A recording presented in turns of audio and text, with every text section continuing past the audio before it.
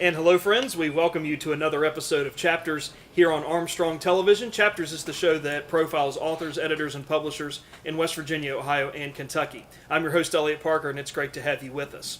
We're talking about nonfiction writing and nonfiction books and the Vietnam War today with our special guest, Danny Lane. And Danny Lane is the author of the new book, Some Gave It All, Through the Fire of the Vietnam War. And Danny Lane is a highly decorated U.S. Marine. He was awarded 2 Purple Hearts, the Marine Combat Action Medal, the Vietnamese Gallantry Cross, and several other commendations for his service in Vietnam. He's a retired police officer, a martial arts master, a bodyguard, and also a criminal investigator.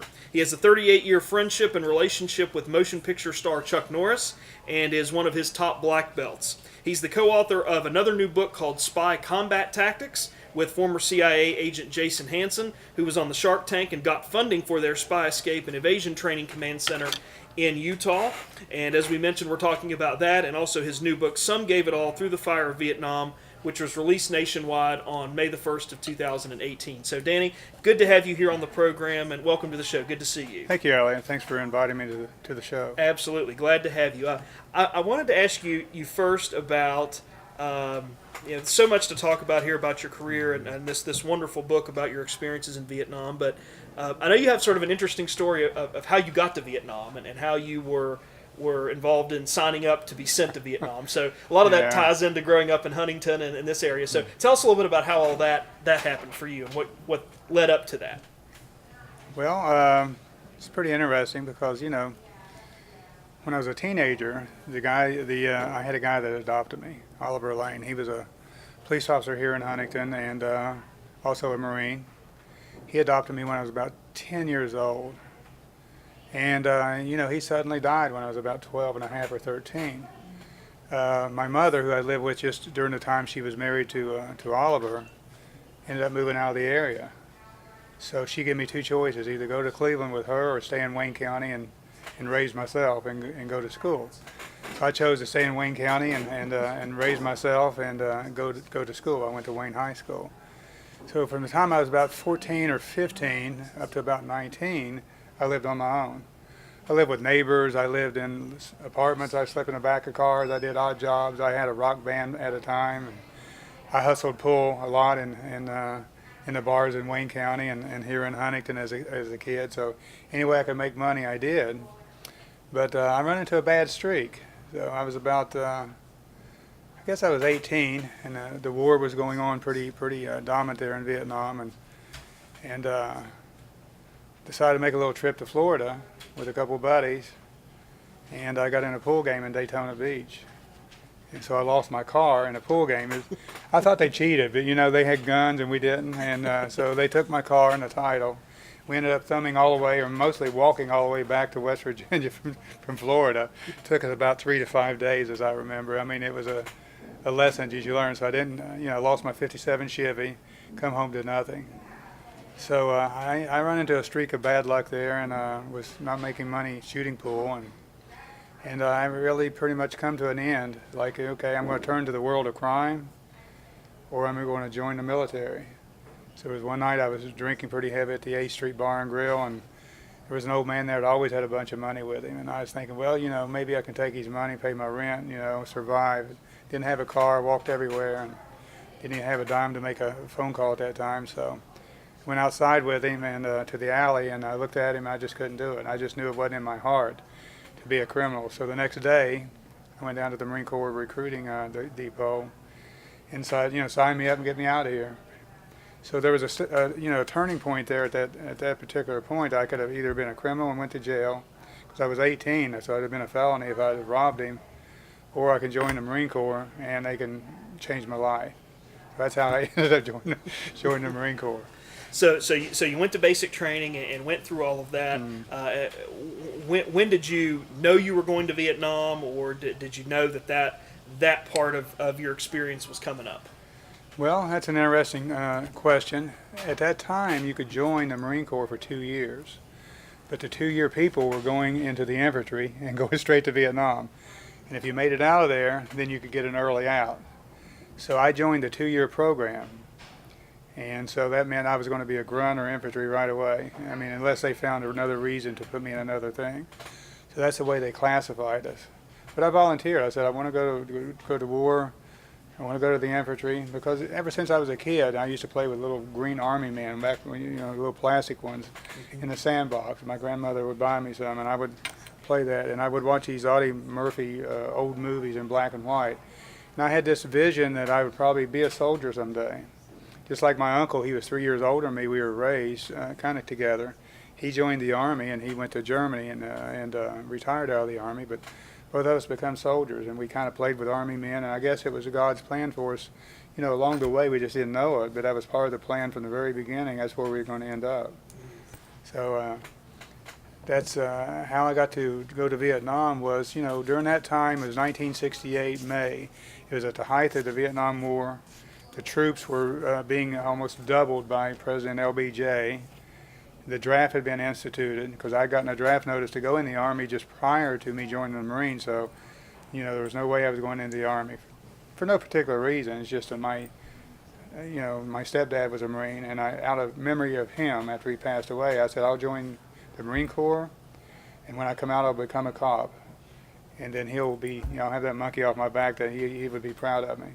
Because the point of my life was, I knew he would roll over in his grave had he known I was out drinking and stealing and doing the things I was doing. So he was very strict discipline with me. So when I joined, I wanted to go into the infantry and had no problem with that. Mm-hmm. Very good.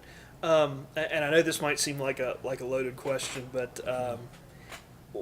when you got to Vietnam, can you describe for us what that was like, what you were thinking, what some of those first days and weeks were like for you when you got to Vietnam? Well, the training they put us through, which is basically 6 months. Your boot camp, they try to break you down and build you up with all the character and how to overcome and survive and all this stuff. Then you go to advanced infantry training, where you learn to use all your weapons. You become an expert in use of all these different weapons that you're qualified in. Then when we go to Camp Pendleton, California, we go to prisoner of war camp. We're held hostage for days, just like they would be. We go through these scenarios of combat, but there's nothing can prepare you for the real thing. Once you land there, I landed in Da Nang. The Greek was with me. He's the only one I knew on the plane, so we flew over. And then they assign you to another regiment. Then you get on another helicopter and you go out into the combat zone.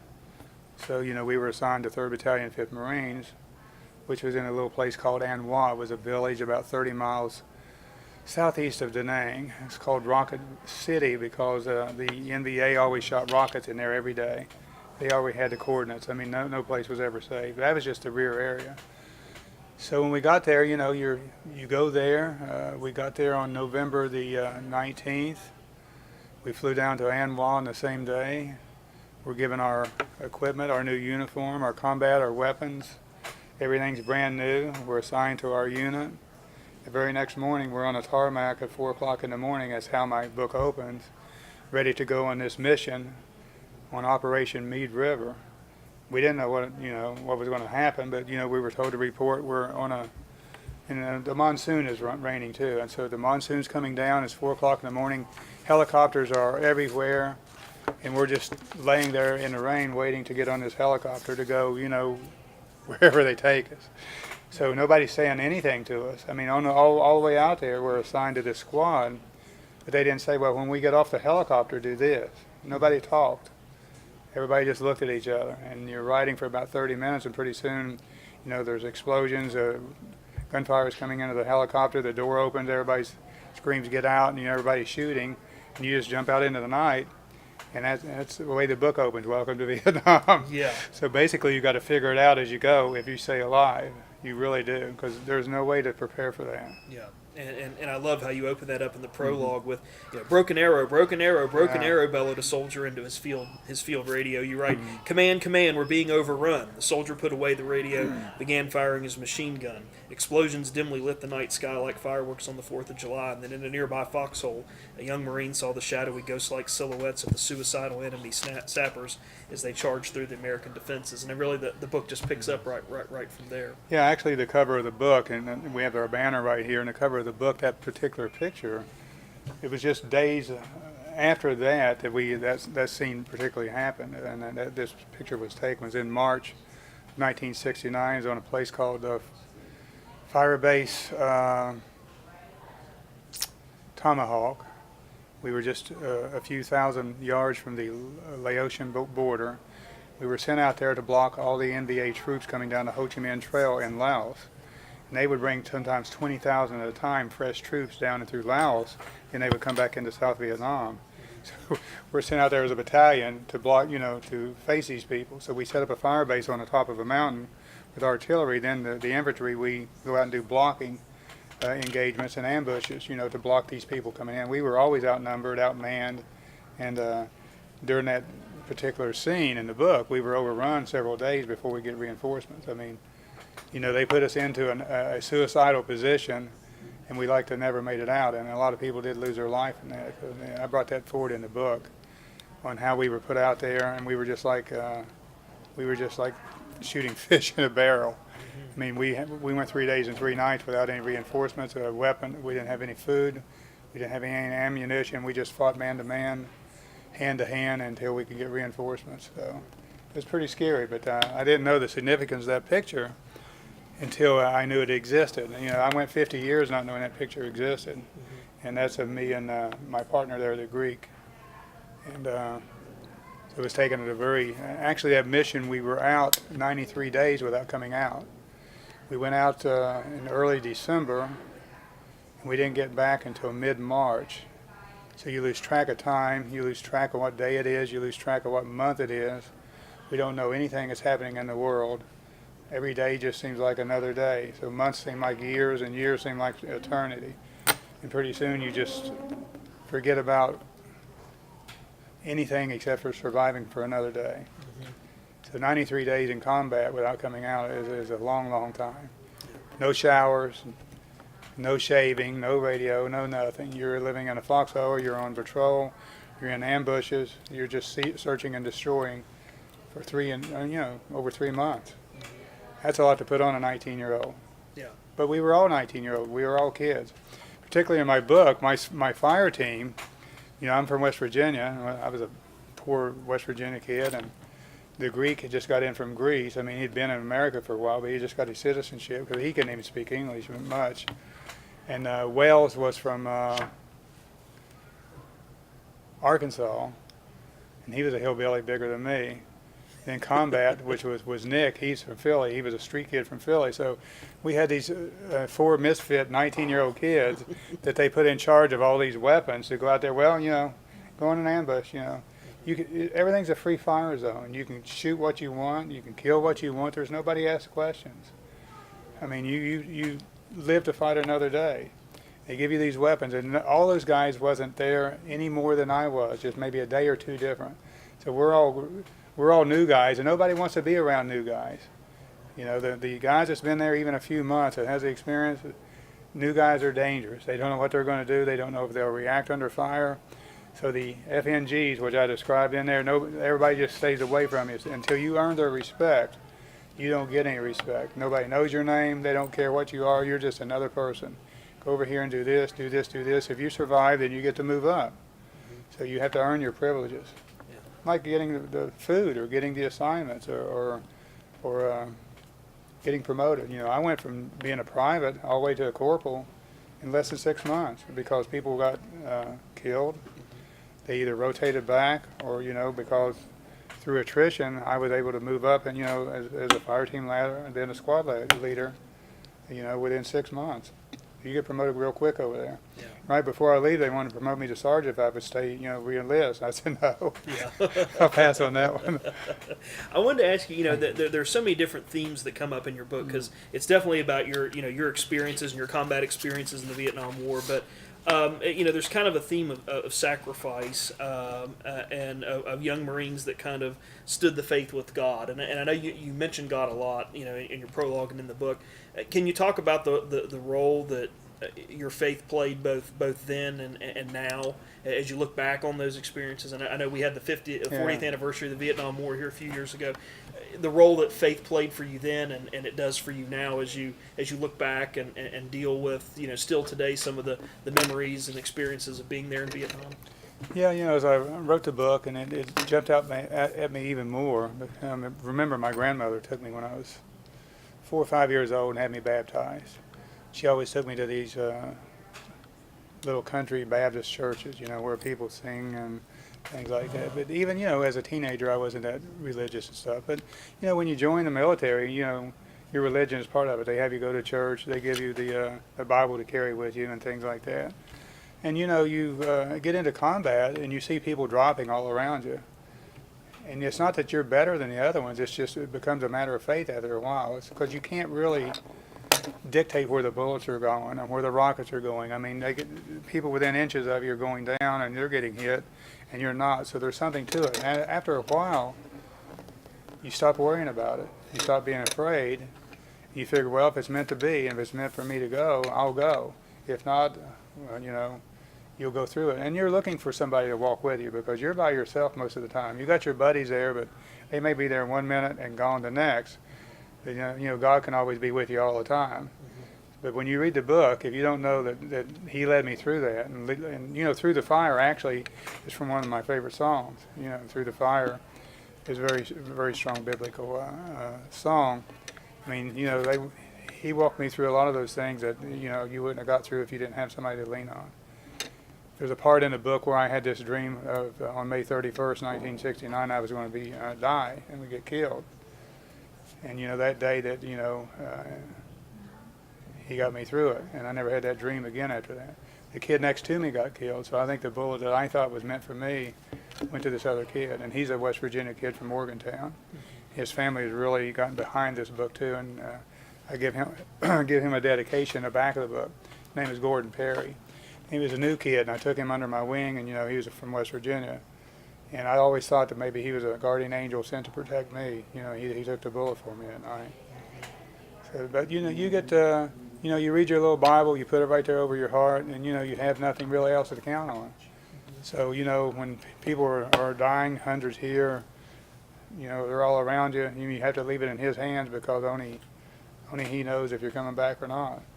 But it does give you some comfort of not being afraid, not being scared, and just facing it right straight on and saying, if it's meant to be, it's meant to be. I can't stop a bullet. Mm-hmm. I had that attitude as a cop, too. I got in trouble all the time because I would go through a door. I would put myself in dangerous situations that maybe I was supposed to wait for backup. I had the backup already with me. Yeah. And, I always had the situation, so I always felt like, look, if I'm going to die, I'm going to die. No matter how deep you dig a hole, a bullet can find you in there. And a rocket can land in the hole. So I stopped being afraid. Yeah. And give me some comfort. So, I think it was God-driven. I think it's part of God's plan for me to come back and do that, and also part of this plan for me to write the book after 50 years. Can you talk about, prior to writing this book and through this book, I've heard you talk about this book in other forums, and you talk about, what you kept inside and what you lived with, all these years, and how this book kind of helped you go back to that, but also serve as a little bit of healing for you through this process. Can you talk about what that experience was like? Well, I mean, I went through a lot of traditional type of treatment through the Veterans Administration since I've been back, with medication, with counseling, with group sessions and stuff. It really didn't work for me. And, of course, I was a police officer for 15 years. And I couldn't be on Prozac and all these antidepressants and stuff being out there on the street. Mm-hmm. And so, a lot of my anxiety and my aggression that I had, I was able to work out. I got into martial arts. I worked out 5-6 hours a day. I got into competition. I kept myself busy when I was a lot younger. But I always had the trouble with the nightmares, flashbacks, dealing with the atrocities, and I never talked about them. I mean, when you go to counseling, they want to know a little bit, and they want to know a few things, but they don't know, like reading this book. And this is only a fraction, probably, what we did over there, but they don't really know what's going on in your mind, how it affects you at night, and so forth. And so, writing the book, I did have to relive it, and it was very painful. It was very tearful. I didn't know if I could get through it at one time, but then the more I got it out and the more I confirmed what I was writing, and I reconnected with my other guys that were still alive. I also got into the Marine Corps archives and to verify everything that I put in the book was accurate, even the statistics. And I got support from high-ranking Marine Corps officers. They started reading some of my drafts. They wanted me to tell the story of what was going on over there authentically. And so it started being therapeutic. I think putting it out there, letting the public know what we went through, because the Vietnam War was a war that everybody said we lost. So when we come home, we weren't given a parade. We wasn't given our medals. We wasn't given nothing. We were treated like crap. Yeah. We come home to that. I didn't even get my medals till after 20 years. I had to order them myself. Wow. Marine Corps didn't even give me our medals when we got in California on discharge. So we were kind of ashamed. We didn't talk about Vietnam. But, with the recent movies that's out and the attention given veterans, now they have a Vietnam Veterans Day, designated. It was a good timing. And, I listened to one of your interviews with somebody else, and you said timing's everything. So after 50 years of keeping it inside and 50 years of it not being told, just my story and the story of these other young Marines there, the timing was right. Plus, I met my co-author through training. He started training with me in a long-distance program, and he's a very accomplished writer. And he had publishing. He had a publisher in Seattle called Made for Success Publishing. So he pitched it to the publisher, and they really got behind the book and wanted to publish it. And so I said, well, you can publish something, but maybe nobody will ever read it. So what's our marketing plan? So, I did some research on them, and I thought, they were going to put a lot of money behind it and get some big people like Ingram. Ingram's our distributor. Ingram's the biggest distributor in the world. And this book is already, in stores all over the world. Because I get emails and stuff all the time from people in the Philippines, from England, and stuff like that, just reading the book. So I said, I'm going to tell the story. I want, people to be able to read it. I want to get it out there, and I want to honor these guys that were with me. The first draft of the book was pretty much, even though my co-writer was writing, it was too much about me. So I went back and made it more about the guys who was with me to give them, Combat and Wells and the Greek and some of the other guys, Rudy Poot, and, the guys who were in my squad, and some of those are dead now, and some of them I don't remember their real names. We were all given nicknames. And so I said, I wanted to not only to honor these guys, but tell our story, but also help people that are going through things like me. Even 50 years. Well, this year is 50 years since I started in the Marine Corps. We're still suffering. We still have the traumatic stress disorder, and we'll probably die with it. That's why the veterans are stepping up to help take care of us and looking into it a little deeper. So I want the book to bring national attention to the aftermath of what war is. And it's like on the back of a book it says, war is hell, but surviving is worse for most people. And so, I was able to kind of get over some of it because I was a competitive fighter. I fought professionally. I was a police officer. I had my adrenaline rush there for about the first 20, 25 years. And now that I don't have that, and I have to deal with those things, I had to write the story to try to get it out. And we mentioned at the top of our interview today that you've got a 38-year friendship and relationship with Chuck Norris, the movie and motion picture star, and that you're one of his top black belts. But he's also gotten behind your book. Tell us a little bit about that. Well, Chuck and I met through a mutual friend. He was already a world champion. He's 10 years older. Well, he's 9 years and some months older than me. And so he was more of a champion in the early 60s. And I started in martial arts in 1970. But, he was already a world champion, and he just started his movie career. I think he'd just done The Octagon. And I walked into one of his studios in Virginia Beach, Virginia, and the guy took a liking to me, and he called Chuck. He said, you got to meet this guy. I think he would really be good to know and part of your organization. So I get a call one day, and it's Chuck Norris. And He said, "Is this Danny?" I said, "Yeah." "Who's this?" He says, "Chuck Norris." I said, "Yeah, right." He said, "No, really, it is. It is Chuck Norris." I recognized his voice. He said, "I want you to come out to California and work out with me."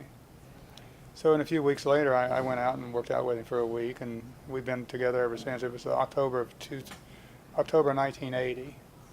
So I've been with him through all the movies and making it big and all that, and all the way through everything he's done. And for 38 years, I helped run his organization. I was on the board of directors, national training director, and so forth. And I was still competing during that time too. So I kind of made it to the top. I got on magazine covers, and I did some of the movies with him. He taught me how to do the stunt fighting. So I was one of the guys he would be killing all the time or beating up, and things like that. So we have a very good friendship.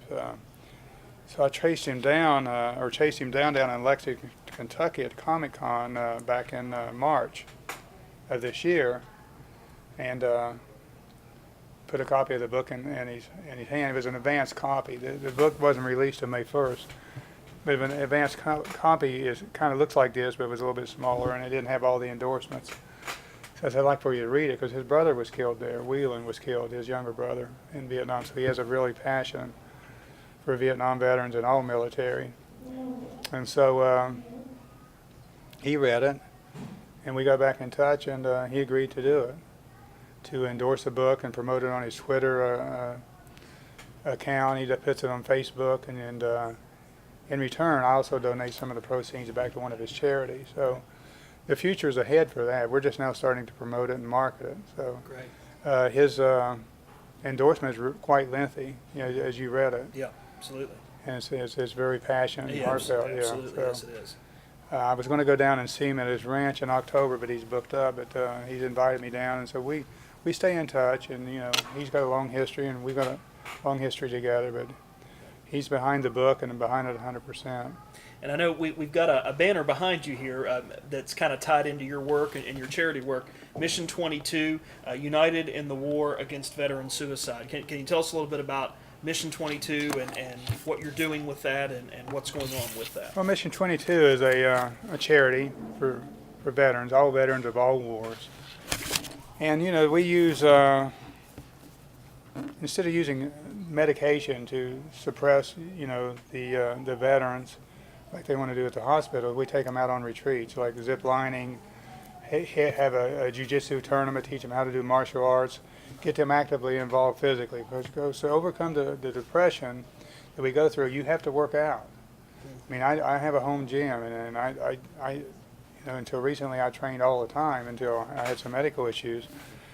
Punching the bag, lifting weights, riding a bicycle. You have to work out that aggression. You got to keep busy, and that's part of it. And about 88% of all the money that's brought in by Mission 22 goes back to the veterans.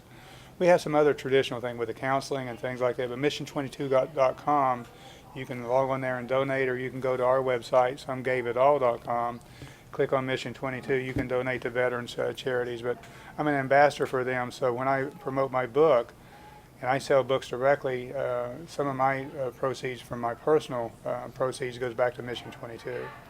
So they've elected me as one of their ambassadors to help support their cause. I did go to some of the other charities, but they weren't as receptive. And so I chose them since they were relatively new. I like the guys. The guys that's running the charity are veterans. They're combat veterans, so they know what we need. Very good. So in our final moments with you today, Danny, if someone wants to get in contact with you to talk to you more about your charity work with Mission 22, or to talk to you about your book, Some Gave It All. We ran out of time. We didn't get a touch on your Spy Combatives book, but that you did with CIA agent Jason Hansen. But if anybody wants to get in contact with you to talk to you about this or to get copies of your book, how can they reach out to you? Where can they get copies of your book? Well, the book's website is somegaveitall.com, just like you spell it out. And from there you have the different links. You can contact us directly, you can send us an email or whatever. Or just go to my personal website, dannylane.com. And it's got the links there to go to different areas. Very good. Danny Lane has been our guest today. We've been talking to him about his latest book, Some Gave It All, Through the Fire of the Vietnam War, an outstanding book that I would encourage everyone to read. if you want to know really what it was like being involved in that conflict from someone who was from this area. It's a very powerful, moving story, and thank you for writing it, Danny, and all the best of luck to you as you continue to promote and work with that. So thank you so Elliot. much. Appreciate it. Great to see you. You Great to bet. see you.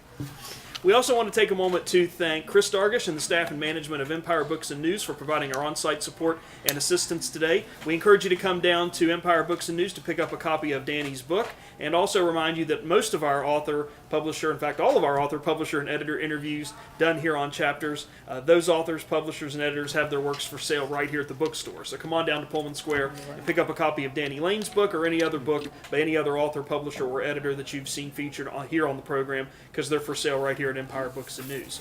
We also want to remind you that we've got a variety of social media platforms with which you can stay engaged with the program. The first one of those is email. Our email address is right here at the bottom of the screen, lp4@zoominternet.net. We do ask that you please include your name and the town or community in which you're writing from so that we can keep track of that correspondence. If you like to watch programming on YouTube, we have a Chapters tab and a Chapters page through the Armstrong One Wire page on YouTube, and that address is also right here at the bottom of the screen.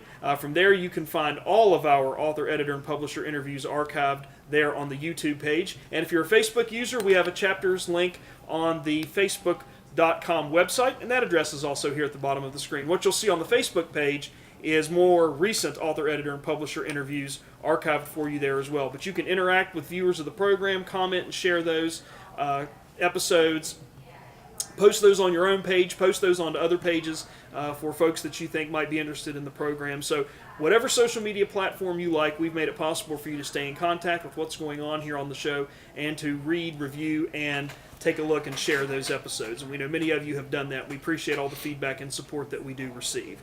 And that will do it for us this time on Chapters, but please come again next time. And in the meantime, stay tuned to this station for news and views that impact you and your community.